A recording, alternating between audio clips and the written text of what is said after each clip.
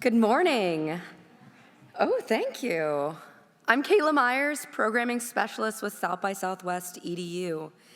It's been an exhilarating few days, packed with compelling conversations and enriching connection. I'm thrilled to help us kick off our last day of programming and introduce our first featured session of the day. The Secretary of Education yesterday spoke about putting young people at the center as we reimagine our futures. Crucial to that is following their lead as they take political action and step into public leadership, especially of women of color who've too often been sidelined. As a reminder, during the Q&A, please remember to ask questions through the Engage button on the session page in the South by Southwest EDU Go app. And you can also upvote those questions so that they rise to the top. Now, I'm thrilled to introduce founder and CEO of CJE Consulting, Chiquita Jackson, founder of Gen Z Girl Gang, Deja Foxx, mayor of last year, 2021, of the city of East Vale, Jocelyn Yow, and who is also legislative advocacy director of Ignite National, and co-founder and CEO of August, Nadya Okamoto.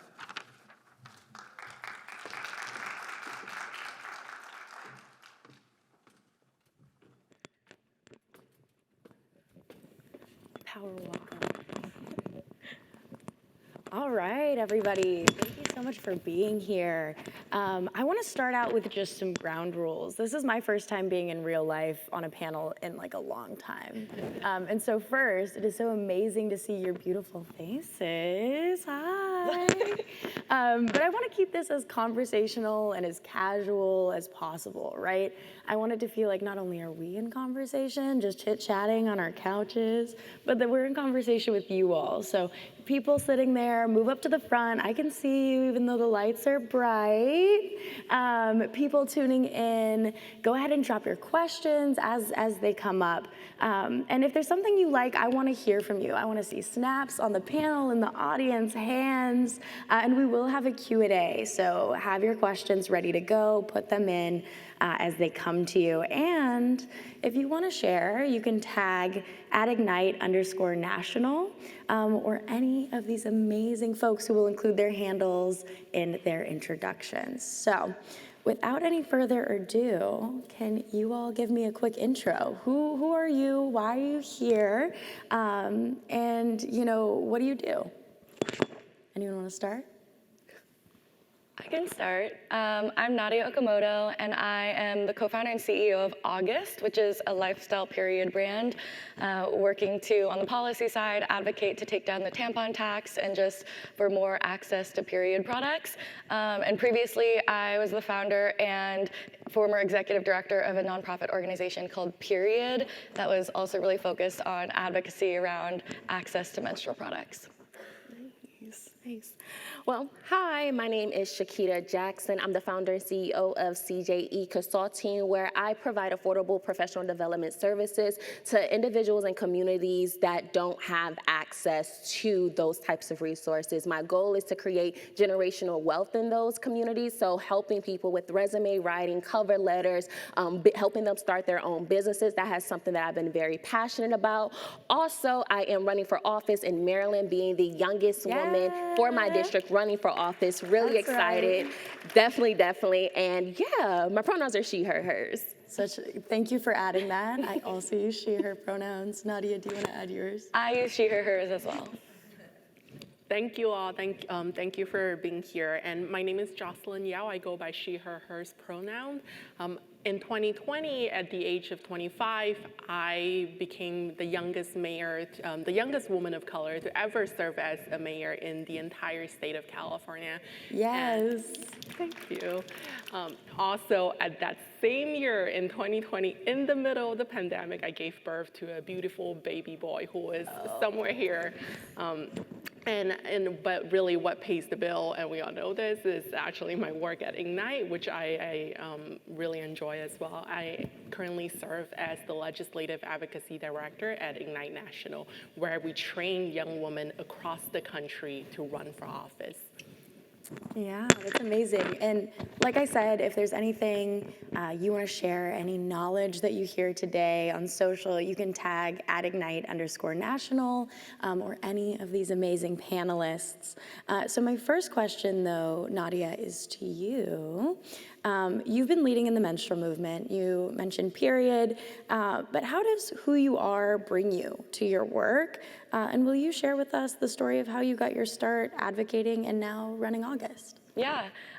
Well, I'm a menstruator, and I got my first period when I was 12, and I'm from a family that's single mom and 2 younger sisters that was very open about periods, and I think that for me, like being in that identity, having the experience of menstruating, being super open about it with my family, made it even more of a culture shock being out, in middle school then, where you were teased for being on your period, and, if the middle school boys found tampons in your bag, they were throwing them around. It was like a big joke, but it was also something you weren't really supposed to talk about. And so I think that for me, from a young age, I was always aware of the period stigma, right? Like this was something that I kind of knew you weren't supposed to talk about it, which for me, as like a rebellious little kid, made it super interesting for me. And then when I was 16, was in conversation with homeless women and hearing their stories of using toilet paper and socks and brown paper grocery bags and cardboard for taking care of their periods. And I think it was just like a big privilege check for me of realizing that I had never thought of period poverty before, and I just became absolutely obsessed with it, and was Googling online, learning about the tampon tax, which in 2014 existed in 40 states in the US, which is a sales tax on period products considering them non-essential goods, and meanwhile necessities are like Rogaine and Viagra and penile pumps, and that was just absolutely absurd to me, and yeah, so I started this organization called Period, the nonprofit, and we worked in all 50 states and about 50 other countries on student advocacy, really working to distribute period products and to people in need, and then also do the legislative advocacy work. And I never expected to then switch to the brand side of making period products, but in my tenure as executive director, we probably moved around like about 25 million units of period products to people in need. And so naturally, I was learning a lot about the product, but also learning a lot about the operations and working directly with a lot of the companies who were donating products for us to be able to distribute. And at the same time, I was on book tour. I wrote a book called Period Power that came out with Simon & Schuster in 2018. And I ran for office in 2017 when I was 19. And I think through those experiences, I just kept feeling more and more like, I think, disillusioned with capitalism, but also honestly like the system of politics, and also really noticing a lot of my peers and Gen Z being on social media, being the biggest brand consumers. And I started to feel really passionate about that being an angle where we could make products that were better for the environment and stood for something and showed period blood in a way that didn't have the same constrictions that I think an entity like a nonprofit or even politics would. So yeah, we launched last year, and most period products take 5 to 8 centuries to decompose, and our pads are fully biodegradable within 12 months, plastic-free, leak-proof. We're super gender inclusive, and we show period blood on TikTok every day, and it's a lot of fun. Yeah. That's awesome. Thank you for sharing some of your story. And I do want to kind of open this question up to everyone. I think when we ask for introductions, it's kind of stuffy. So do either of you want to share how who you are has brought you to your work? Yeah, so what brought me to wanting to help people find work is I witnessed my mother, struggle in her 20s to raise 6 kids. And I remember her, relying on welfare, experiencing child homelessness where I didn't even know. I'm like, Mom, why are we sleeping on my cousin's floor? And she's like, oh, because I'm currently going through some stuff. And realizing that, realizing and understanding that that could have been my future if I wasn't proactive about it, if I didn't have the goal to I'm gonna create opportunities for our family. I'm gonna create not only for my family, but for our communities. So when going through that and living that, I was like, how can we create a pipeline? When I got to college, I'm a first generation high school graduate and first generation college graduate. When I got to college, it was very easy for me to articulate and get opportunities. So I'm like, okay, but I'm the only Black person in these spaces. that's not fair. So I'm like, Shakita, think. So I was with Young People for their program back in 2019, and I had to create a social justice blueprint. And my social justice blueprint was focused on career development, specifically for the youth. However, I wanted to also bring that along to, adults as well. So I created CJE Consulting. And, never forgetting about the youth. Since creating CJE Consulting, I helped over 100 people, get better employment with their resumes. I have helped start over 10 careers, or not careers, businesses throughout the country. So empowering people that look like me, that come from communities like me, with the ability to create opportunities not only for themselves, but for their communities, has definitely just, been the reason why I continue to do what I do. And learning that my background isn't, I'm not gonna say it's nothing new. Yeah. It's nothing new to hear about people growing up in poverty. It's nothing new about unemployment. There's nothing new about it. So creating a pipeline that is inclusive and effective and strategic to helping those communities versus just I'm gonna give you this, but I'm gonna forget about you. That's not my tactic. So I'm really proud and happy that I have the passion and the mindset to be I hear you, but just because you don't believe in these communities doesn't mean that I shouldn't create opportunities for them. So, dismantling barriers for our communities has definitely been a driving force for me. Yeah, that's beautiful. I love the idea of creating opportunities, building a future for yourself, right? I think that so much of what you all are talking about is creation, right? There's so many creatives on this stage, and being a visionary, working to create a new world really does require that kind of vision for ourselves, for our communities, for our world. Jocelyn, did you want to touch a little bit on how your personal story is? Sure, yeah. Fun fact, my family is not into politics at all, at all. And I'm sure there's some people out there that can relate. yeah, it's funny because I always get this question, they're who's your parents, or, who are you connected with? How is it that you got into politics at such a young age? But surprise, they're not into politics at all. My mom was a refugee from Vietnam War. My dad is an immigrant from Malaysia. And they have this huge distrust in politics and in government. My mom, she lost everything overnight to communism. So they hate politics, as a matter of fact. In fact, it took them a while to finally accept the fact that I'm in politics. But I share that because we never talk about politics. And I remember my very first time in college, when I went over to my friend's house, and my friend's parents, they asked me, so Jocelyn, what do you think about this issue? I'm like, am I allowed to share this? Are we really talking about this at the dining table? Are we about to start a fight? Because it felt very weird and very uncomfortable. But what really changed was, this was my first semester. I started at a community college. So I started at a local community college, and I did not have a car, and I live in the Inland Empire. And for anyone who knows anything about the Inland Empire in the state of California, is that you need a car. You absolutely need a car. And everywhere you go, it's at least 20 minutes, 25 minutes, half an hour car drive. I didn't have a car, so what that meant was that I had to take the bus every day for 2.5 hours each way, if I'm lucky. So I would take the bus for at least 5 hours every single day just to take that one class, just so that I could transfer on time. Not even early. I wasn't even trying to be ambitious. I was just trying to transfer on time. And so taking 5 hours of buses every day, at first I was like, you know what? I'll just power through this. But it was April of what year was this? 2012, April of 2012. I remember waiting for my bus, and it was pouring. I remember waiting, I got really frustrated, and I started asking all the questions. Why?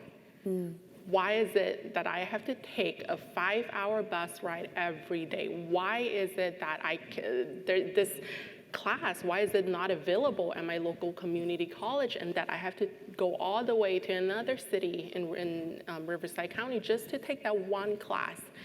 And I started questioning why, and well, I had plenty of time. It's a 5-hour bus ride. and so I started Google searching. I was like, who makes these decisions? And that's when I found out that there's people on school board.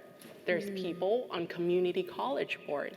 There's council members who make decisions on our bus route. And I looked at their profile, I was like, why are these people making decisions for me? They don't look like me. They don't have my shares. They don't have the experience that I do.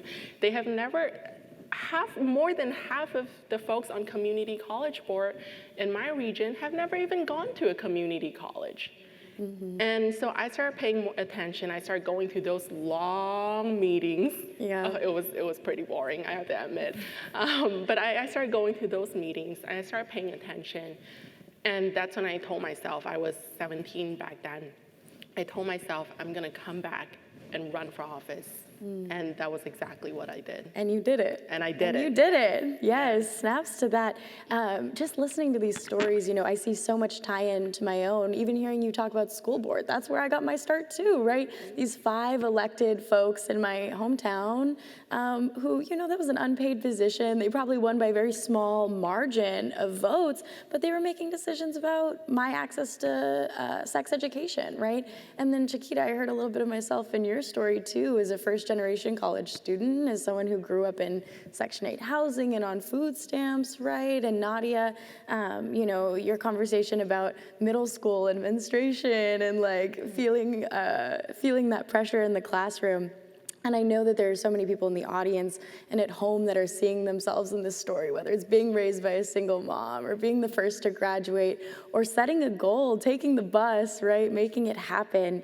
And Jocelyn, not to throw it back to you too quickly, but I do want to follow up by just bringing up the fact that, one, you not only went back and ran, you were the youngest woman of color in California to serve as mayor, which I think deserves like a full acknowledgement. And you're currently running for re-election with a toddler who we all saw backstage, so cute. I want to know how you think Gen Z is reimagining representation in this political space and how you're doing it. Yeah, no, absolutely. And I could tell you a whole lot about running for re-election as a toddler, but that's not why we're here. And I will share Gen Z millennials. I'm right there. Cusp. Right, yep, Gen Z millennial. The cusp. I'm right there. But we're definitely changing the political space. We are taking up spaces. We're no longer allowing people to tell us to wait for our turn. When I shared the story of how, at the age of 17, I already knew I wanted to run for office. And when I transferred to Berkeley to finish my bachelor, I was 19 years old. And I remember telling everyone, I would tell everyone, hey, I'm gonna go back home, I'm gonna run for office. Nobody took me seriously. Nobody took me seriously. The only person who took me seriously was Sarah, who is now the CEO of Ignite National. She was the only one who was like, yeah, let's do it. I was like, yes. I was so excited to finally have someone who was willing to take me seriously. And she connected me with folks and gave me the resources and train. I remember our very first training was on phone banking, like how to even make that phone call and ask for money. So and we see that at Ignite. We see more and more young women, more Gen Z, millennial young women taking up space and not allowing folks to tell us when it's our turn. And we're challenging the status quo, right? I always share this with folks, politics is personal. Would you want your grandma to make your decision for your lives? Because I sure don't. I don't know about y'all, but I sure don't. I don't want my grandma to be designing my life. I want to be able to design my own future. And that's why I decided to run for office. And that's why we're seeing so many Gen Z, millennial, young women stepping up, running for office, designing the future of this country where we will be living for however many decades to come. So we're definitely changing this space. Yeah, that's so beautifully said. And I love that intergenerational connection too, how you bring up Sarah and how Sarah believed in you. And I think that's something that I hear in so many people's story, that there's like this one person who buys in. And I know that was true for me too. You know, for me, it was an organizer at Planned Parenthood who I was like, sorry, can't make it to the trainings. And she just went the next step of asking like, why? And I was like, well, my family doesn't have a car, right? She did the work of just being like, I'll drive you, I'll take you back and forth. And I love this idea of relationships as activism and as political, right? That investing in each other really does make the difference. And I think that is so profound, especially between women. And Chiquita, you talked about creating opportunities and really investing in people in that sort of relational way. You too are running a race this fall. And I want to know, how are you leveraging social media in your campaign in those online relationships? Yes, I thought social media would be really easy, but it's not. Facebook verification is very difficult, you guys, that's why. But no, it's actually really allowed me to tap into my creativity and allow me to show myself in a more, you know, transparent and authentic way that at first I was a little too nervous to talk about. You know, I feel more comfortable sharing my story about being in foster care, sharing my story about, you know, witnessing my mother have a drug addiction, and knowing that I'm not the only person in Prince George's County that goes through those things. Knowing that, you know, the school to prison pipeline is true, and many of my family members are a part of that, like strategically, and trying to create opportunities like Jocelyn mentioned. She said, like, you know, nobody really believed in her. Similar to me, my grandma told my grandma, I was like, Grandma, I'm running for office. Why? Like, because I want to create opportunities. Well, do you feel confident enough that you would be able to do it? I'm like, why would you ask me that? Like, why don't you just have my back automatically? And realizing that, you know, the support that I thought was going to happen on social media when I share my content, I get more comments from the other side than I do from, you know, people that tell me that they support me, but then when I, you know, ask them for that. So it's hard. It's really hard with social media trying to utilize that. And I want to shout out my partner, Thomas, because every time I have something, he's sharing it, he's reposting it. Like him being born and raised in Prince George's County, utilizing his network to help me grow, like has definitely allowed me to, like, you know, feel more confident in my position, feel more confident with my campaign. So like, it's difficult, but I'm not giving up. Like, you know, if I give up now, I got criticized because I wore my afro in one of my content, and they're like, what's a black hairstyle? Well, it's something that y'all deem inappropriate in many workspaces. So I'm debunking wearing my afro in professional settings because my hairstyle should not be a political issue. So understanding that everything that I do can be considered, as Jocelyn said, politics is very personal, regardless whether they tell you it's not, but it is. You're like, I get attacked on just being me in any space because, oh, you come from an uneducated family. Oh, you come from this, you come from that. But I created opportunities not only for myself, but for other people in my community. Not only am I doing that, I'm creating a pipeline for youth in Prince George's County to have access to mentors at NASA, that's in Greenbelt, Maryland, or in Under Armour, which is in Baltimore. So understanding that my commitment is not only to this campaign, it's to my community. I have to look past it. Okay, campaign, I'm gonna give it all I got, but my community, I want them to see my commitment to them. So it's been difficult, but it's something that I'm learning because this is my first time running for a real office. Student Senate was easy. Okay, all I had to do was just show up, vote for me. But like, you know, running for House of Delegate, it's like, okay, y'all getting messy out here. But realizing that, you know, Gen Z has the power to be creative with how we tell our story, how we engage our community, and debunking that, oh, well, you have to do it this way, that way, that's the traditional way. No, I'm gonna create a way for me because the way that has worked in the past has never reflected or represented or made my communities feel comfortable. So personalizing it and making sure that it's custom to my communities that I want to impact has definitely been something that I am strategically working on and getting through, because it's a journey. I definitely say that. I believe it. And I think this is a good time to pause and remind everyone to go follow you guys on social, go uplift your content. So if you want to even just shout out your handles one more time. Yes, follow me on IG. It is Shakita Jackson MD22. Anyone else want to plug their socials? I'm at Nadya Okamoto, and I am, like, I would vote for you if I were in your district. 100%. But also, like, I mean, we are both also influencers and content creators, so I feel like I'm 100% behind you and want to support in any way, too. Thank you. I would love that.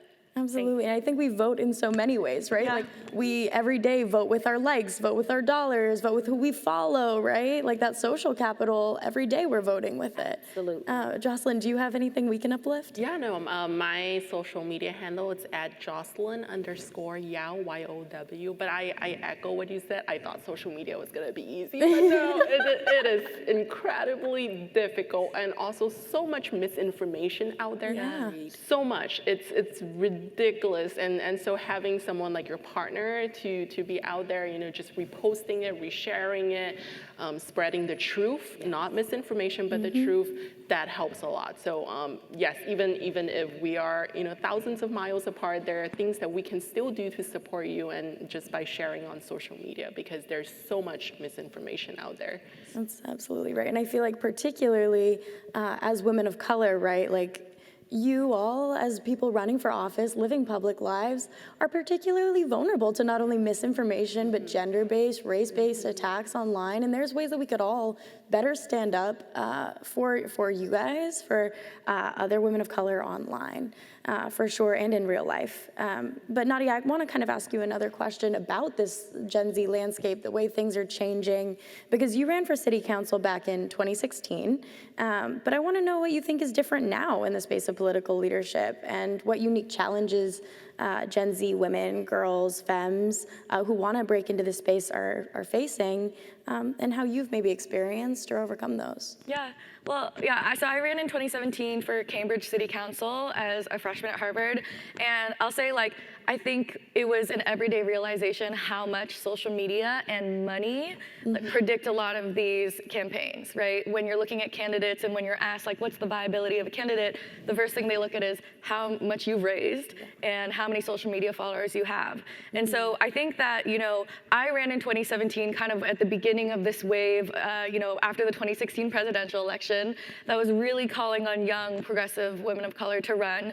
And I think that what the main thing that has changed is that we've had many examples of young women of color running and winning, in Jocelyn's case, not my case, winning. but like we have so many examples of them winning, and not just winning, successfully representing their communities and creating long-lasting change, being reelected, even having people like AOC, right? Like we didn't have that, you know, just a few years ago. And so I think that now there are a lot of examples, but I do think that the more candidates share their stories of how hard it is, especially in our identities to run, the more we're able to create better community behind the scenes to support people continuing to run. Like, for me, what was really scary is, like, I was a freshman at Harvard, and then through my freshman and sophomore year, I was accidentally the youngest Asian American political candidate to run, and so I had so many death threats and hate comments every day. And when you run for office, your address is public, so my dean had to move me around multiple times just because of safety, right? Like my public address was public, we were getting death threats, social media makes you a lot more accessible, and I think that when I was starting, all of these dangers of being able to be like stalked really easily on social were kind of new, but now I talk to other candidates and they're like, oh, death threats, me too, right? And there's more of a community, but I think that there's more awareness of needing to protect each other, and I think that's really important. And I also think that we are, you know, Gen Z is a lot more present as voters, meaning that we're very active on social media. I think back in 2017, there wasn't a TikTok where you could go really viral telling your story, but it was uploading the voter Rolodex into Facebook and running ads directly into that voter Rolodex. And so I think 3-5 years later, we've seen how much grassroots campaigns on social media have been able to support campaigns. So I think young people you weren't even voting age. No, like a few no, years no. ago. Yeah. So like being even voting age means that there's a lot more, I think, allyship and excitement to support young women of color, especially on just like the emotional side of it. Yeah, I really love that you're highlighting the everyday realities of what it looks like to not only have to like live in your physical life, right, and have people know your address, but also to be more available, more accessible online. And I think something I'm often reflecting on is how Gen Z is the first generation to have our entire lives documented, right? Every party we've ever been to, every like beach vacation, there's photos, right? And I think something that I'm questioning, and I want to just throw this to the group, is how Gen Z is also reimagining respectability, right? And like who gets to be at the front and what it looks like, and you know, whether it's showing up as like a whole person online or owning mistakes. I think that is something that Gen Z is reckoning with, right? There are no perfect people. Does anyone have any reflections that they want to share on either Gen Z in relationship to social media and being more present in public online, or your own experiences with that?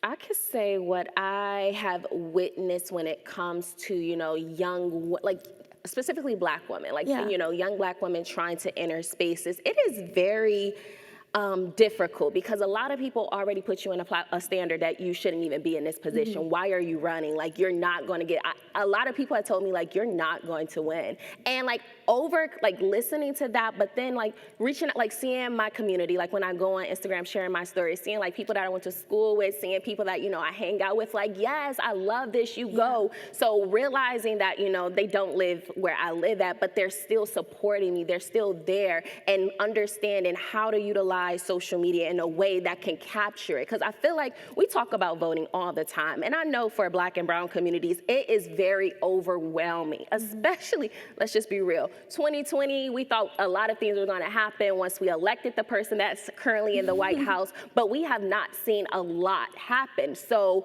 currently going in a midterm year running for office, putting me in a position where as a Democrat, people are looking at me like, okay, are you really going to support me? Like, how can I make sure that my values or my policy commitments will still get to, you know, Gen Z and have that respectability on me, versus being like, well, the Democrat Party, like, you know, you guys have lied to us, you guys have not supported us. How to overcome that, I'm still trying to understand, but realizing that, you know, it's going to take time, but understanding that people see me and see my true self and see my passion, that's all I could hope for. But trying to have that connect when it comes to, you know, politics and, you know, respectability, it is very difficult because we have been lied to so long by people that's, oh, I'm gonna eliminate all your student loans, that's an example, or I'm gonna create more affordable housing for you, but people are still living in projects. People are still living in a Section 8 where they have roaches and rats, and no one's addressing that situation. People are still only making below minimum wage and expecting not to be homeless. That's a pipeline for them to be homeless. So being very, very transparent in regards to how you do things on social media and letting my community know, like, hey, like, this is unacceptable. I don't agree with them. Like, you know, despite the fact of popular belief, I get told all the time, Shakita, you shouldn't say that. Shakita, you shouldn't do that. But I'm like, why are y'all trying to convert me to being something that I'm not? If I show up in a space where I'm not my true self, then I can't expect my community to trust me. So understanding that when you get in a campaign environment, people automatically try to change you and try to tell you the ways that you should go, how you should do, but it's really up to you to have that mindset for yourself to say, no, I'm gonna make the decisions.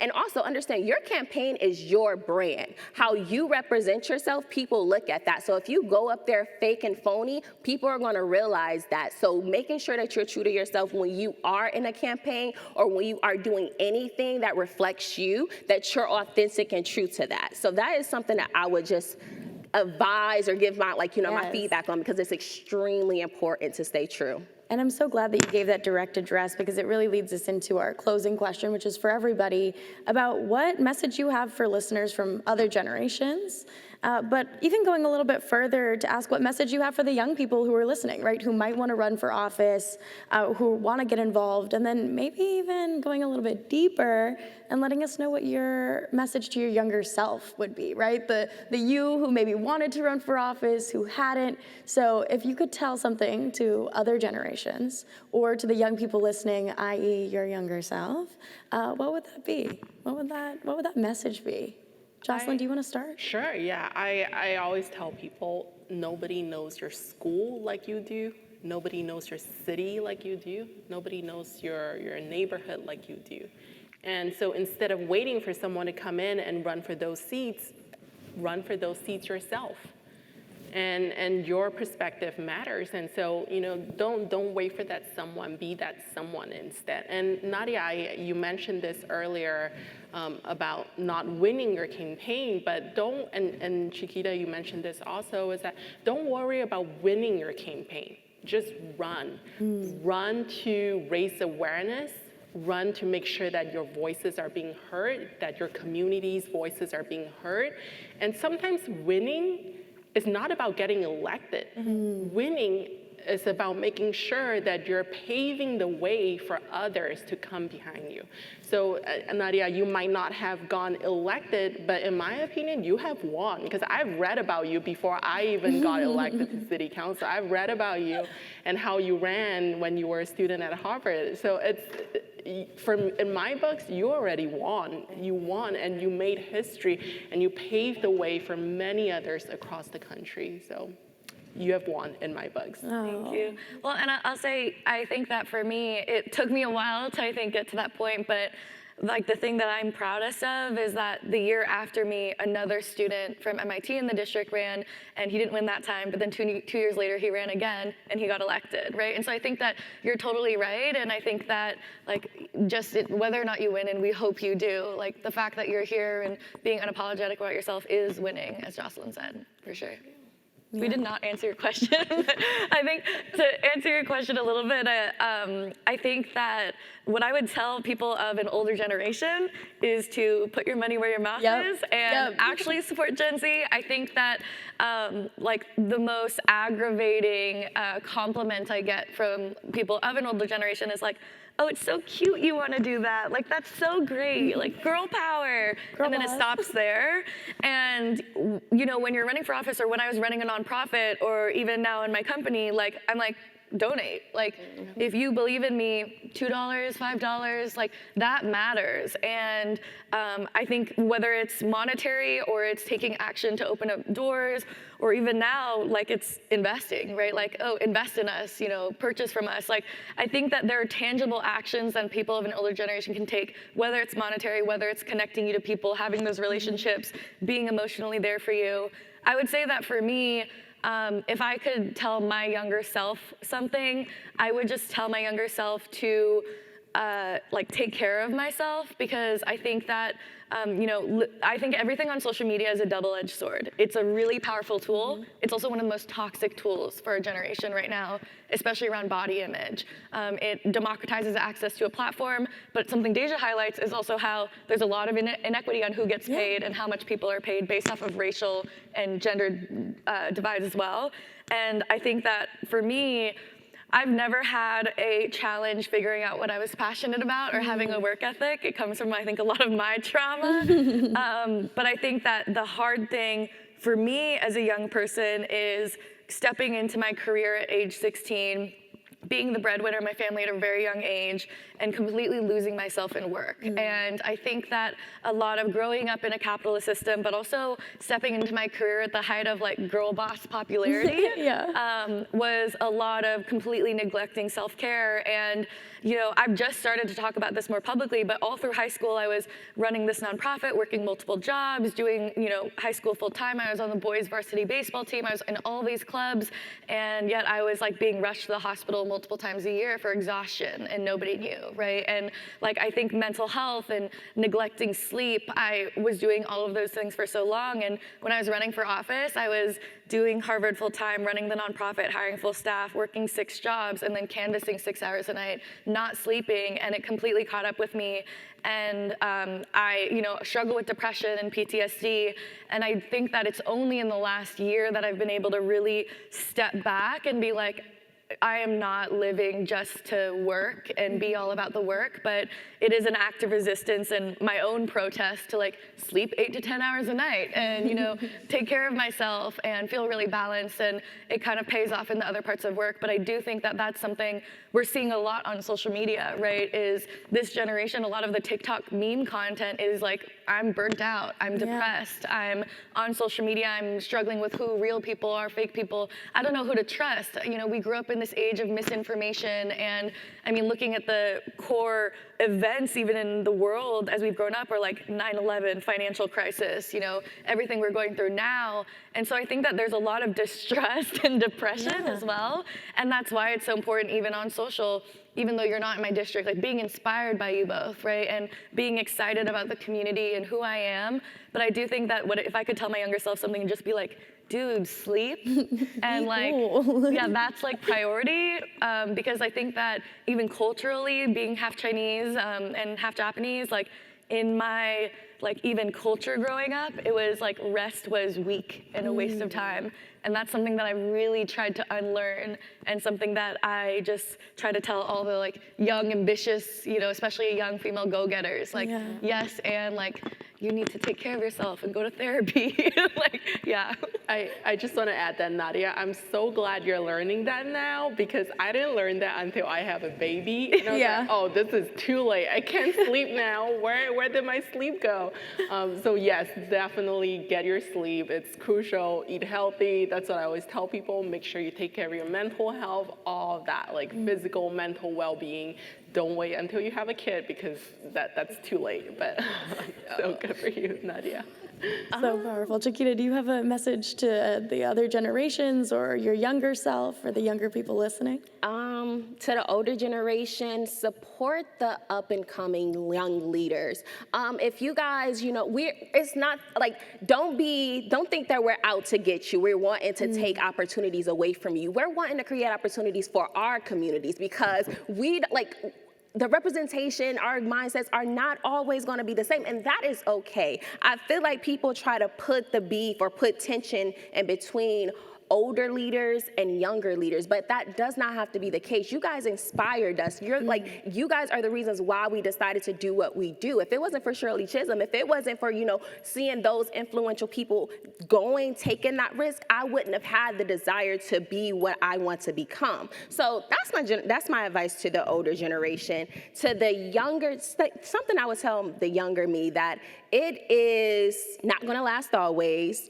My hard times, going through homelessness, suffering food insecurity, being a mother at the age of 9, and I say that hypothetically because while my mother was enjoying her, her 20s, I had to take care of my brothers and sisters on school nights and having to wake and not get much sleep and going to school just so I can get an education in 3rd grade.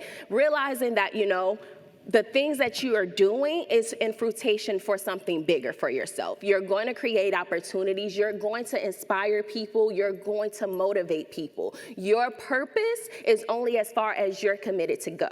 And I say that to inspire everyone who felt hopeless, who suffers from depression. I suffer from depression. I suffer from PTSD. I suffer from high function anxiety. Mental health is very real to me, but it's not real to my family, if that makes sense. So realizing that it's okay to have disagreements with your family, but as long as you believe in yourself, that's the power. You have the power to create opportunities for yourself, to do amazing things that no one ever thought you would do. I never thought I would be at South by Southwest in a featured panel, but look at me. So I say all of that to say, don't ever give up on yourself. Don't ever not believe in yourself. You have the ability to do whatever you want to do, and the future is yours. That was very powerful. Thank you. You know, my message to another generation is one that young people have a very unique kind of expertise, right? I worked on the Kamala Harris campaign when I was 19 as a strategist on her digital team because I had this unique kind of insight, right? And I think so many young people, and this would be my message to the young people listening, have that sort of knowledge, right? They have that social media savvy. They are the ones creating new strategies, building this new digital world and leading in the digital revolution, right? The creator economy is led by young people and it's billions of dollars.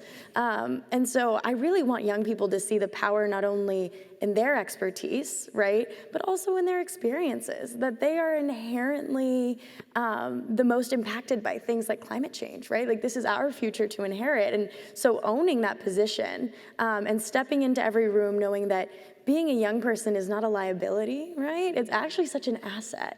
And that their perspective is their power and their story is theirs and theirs alone and no one can tell it like them. So that's my message to them. And now I want to transition us a little bit because it is Q&A, almost Q&A time. So I want anyone who's, you know, thinking about their questions to get really ready because we're going to do just a very quick lightning round. So I'm going to put you guys on the spot.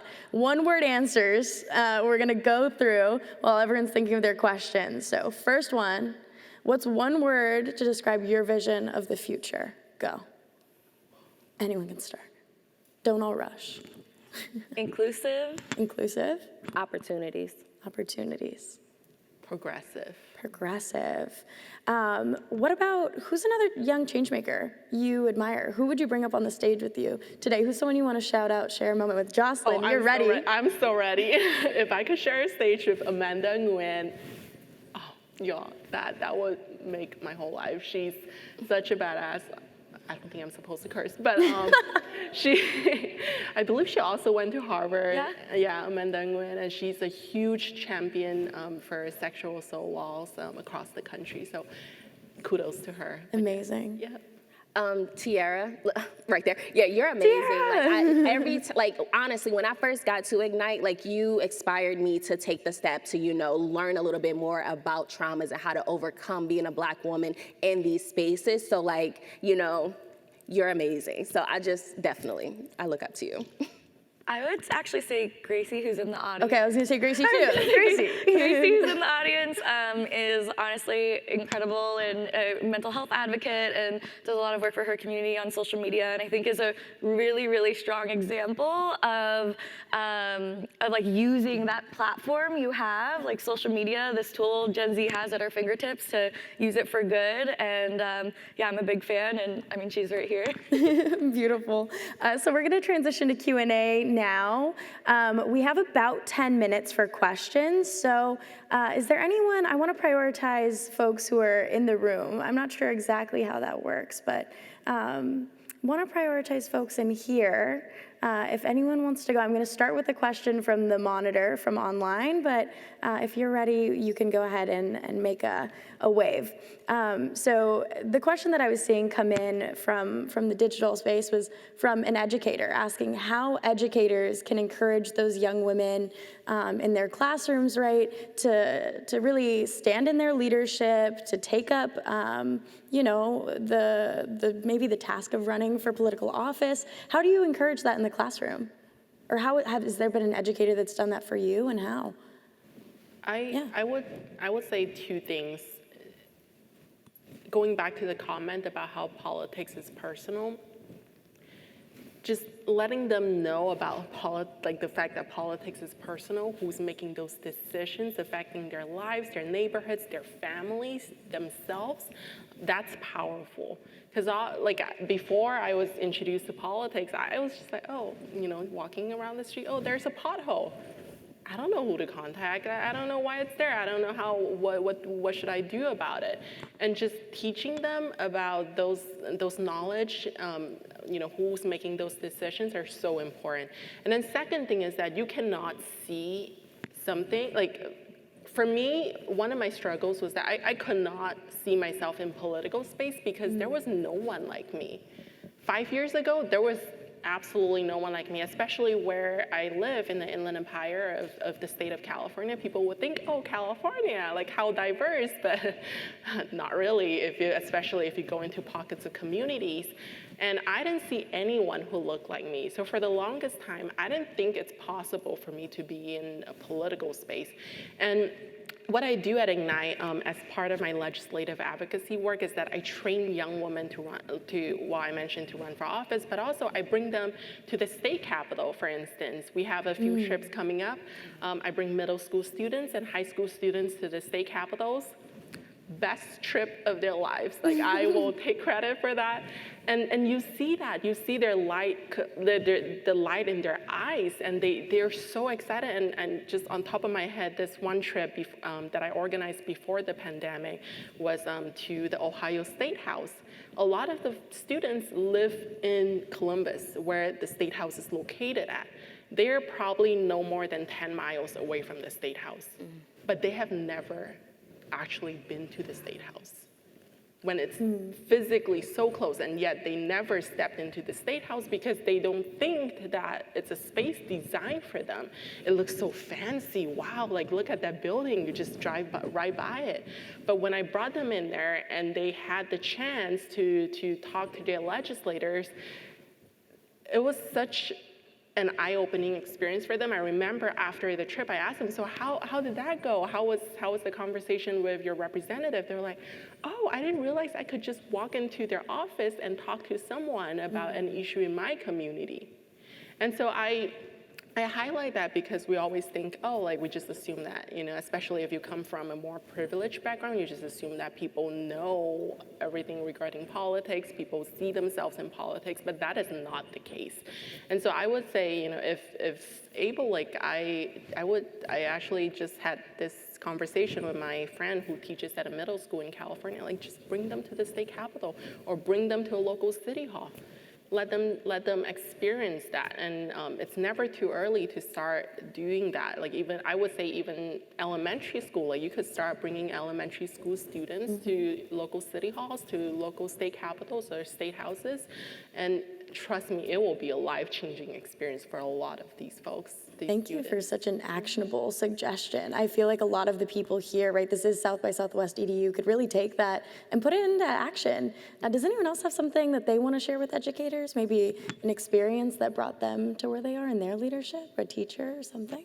I just retweet what Jocelyn said. I remember being in elementary and visiting the state capitol for the first time and actually having interactions with, state legislators, understanding how, conversations work out, even though I was probably like 8 at the time, but just being fascinated with the building, being fascinated with the conversations that was discussed, and also having the opportunity to meet the governor, having like, oh my gosh, that's the governor. Like, it's so cool to be in those spaces, and a lot of, and just creating a pathway for students to have access to that or at least see it. I just definitely retweet that, uplift that. Yeah. I would just add that, obviously I'm a little period obsessed, so I'm coming in from that angle, but I think especially puberty comes, and I think a lot of the cis guys are so you're manly now and strong, go for it. It's very much more dominance, confidence-esque, and it's the complete opposite for people who are not cis guys, and so it's a lot, feeling more embarrassment and shame and hiding your body, suddenly having to be aware of your boobs and being objectified, and I think that there's a lot of opportunity to continue uplifting young women in the classroom, whether that be anything from not demanding that they have prove that they're on their period to go to the bathroom, which we hear all the time. My teacher won't let me go to the bathroom because she thinks I'm making up that I'm on my period, or there's no period products in the restroom and I have to worry about being on my period in class, and what if I bleed through everything, and I think that there is so much that can happen, especially at that middle school age, as people's bodies are naturally changing, to not only empower them to feel like the classroom is their own to kind of make it, but also to be knowledgeable about their body, right? Politics is personal, and also when you think about your personhood, I think there's so much empowerment that can come from knowing what's happening inside of your body. And I get thousands of messages a day from young menstruators who are there's a white slug coming out of me. And I'm like, that's vaginal discharge. You know, there's a piece of meat that's coming out of my period. That's a blood clot. You know, like there's so much education that is missing around knowing our bodies, and growing up and feeling those changes in your body, especially as a young woman, can be so scary. And I think a lot of that education needs to and should happen in the classroom. That's absolutely right. I also think so much of our socialization happens in the classroom. And I was thinking, you know, as Jocelyn, you were talking about being on the bus, or Chiquita about caring for siblings and taking on a disproportionate role in that domestic labor, right? Like, I think my message to educators, and what I wish a lot of my teachers would have known, was how hard I was working on the other side, right? That I was working multiple jobs, and that instead of criminalizing me for being late, right, policing what I was wearing, the way I was talking, because that really it taught me to shrink, right? And I think that so many educators could really step up to the plate to make more room, especially for women of color, to stand in all of those roles that they're being asked to be, and to be students, and to be learning, right? And to be leaders. And I've definitely had educators who have done both or neither, and they stuck out to me. You know, they live in my memory. So I want to close out with just one last question, which is getting upvoted like crazy online. And that's, what advice you would give to others who feel that spark of motivation to make change, but just don't know where to start, right? Where do people start? We have about 5 minutes left. See, I am not afraid to slide into somebody's DMs. Like, you know, one of my internships I got because I was like, hey, like, I don't know if this is unprofessional, but I really would want to work for you for spring break. Yes.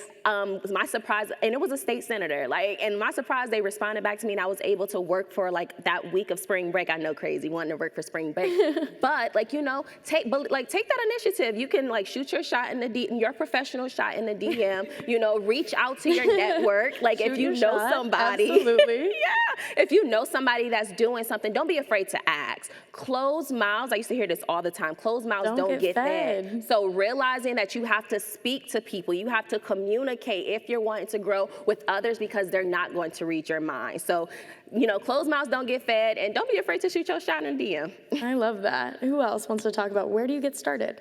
I would kind of retweet that. I mean, even most of my team now, like the youngest person on our team is 13, slid into my DMs. Half of our team, people who slid into my DMs and just had a really thoughtful email, like, I'm passionate, this is my experience, this is where I'm lacking, but I'm willing to work. And like, they're hired full-time team members now. And so I think that a lot of sliding into DMs, I'd also say just not getting discouraged when you don't get a response, right? Yeah. I think I've built my whole career off of cold emailing people, and you get a lot of rejection. You get a lot of people who don't respond, and just not being discouraged by that.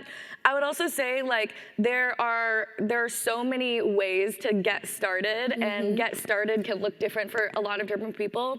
For some people, getting started is like reading more books and educating themselves because they're really interested in a topic. It might be like signing up as a volunteer for a campaign, not running for office immediately, but underrated, like, or just, you know, volunteering at like the local organization that needs volunteers. There's so many ways to get started, and I think that a lot of that volunteer work and on the grounds grassroots work is basically your research as you're designing what you want to do in your head. And I think that at the same time, it's like once you have that idea of you want to start something potentially, or a business, a nonprofit, a campaign you want to run, I think that that's when community comes into play as much as possible. Like building the community around you of people who are going to reaffirm those goals and encourage you to go for it. And Jocelyn, close us out. Yeah, of course. And I plug for Ignite. If you have not checked out Ignite National, definitely check out Ignite National, IGNIT National. We have resources for either free or at a low cost for educators, for students all across the country. So definitely on our website, it's ignitenational.org, and check that out, and feel free to reach out if you have any questions. With that, I will put it right back to you. Absolutely. And you know, if you're here in Austin with us, we do have a meet and greet later tonight where you can come and ask your questions personally, right? You can take that next step. You can learn more about the campaigns that are running like literally right now, right? So, you know, we have 2 folks in the audience who maybe can stand up, give us a wave, and you can register with them. First 20 people, free food, free drinks. You get to hang out with us and ask all of your questions. So that's an amazing next step. A great place to shoot your shot in real life and chit chat. So thank you so much for having us. And thank you all for sharing such impactful stories and messages, and for, going out there and doing the thing, like really doing it, Thank you.